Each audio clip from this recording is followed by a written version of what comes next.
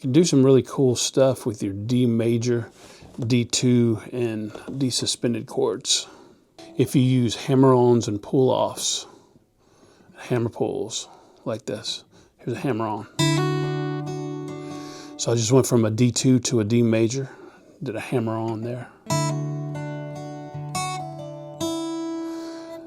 Then you can do like a hammer-on to your D suspended. Do a hammer pull. Do a hammer pull with your D major to your D2.